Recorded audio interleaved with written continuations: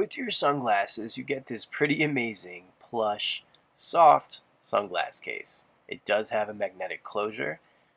Now, typically speaking, you do get a hard case with a velvet exterior.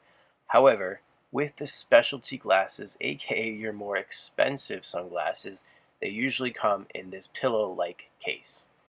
Along with the case, you get a card of authenticity, a note from the manufacturer, a microfiber cloth to clean your glasses with, a little pouch for these accessories that go along with the sunglasses, which I'll show you in a second.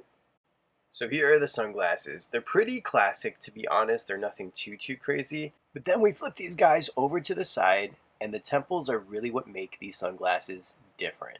They have a chain link temple, which you can use to hang these Gucci charms off of. They come with this jewelry-like clasp so that you can attach and detach it from the actual temple, as you can see. There is one for each temple tip. I personally probably will never wear them like this, but it is an option. These sunglasses feature dark gray, non-polarized lenses.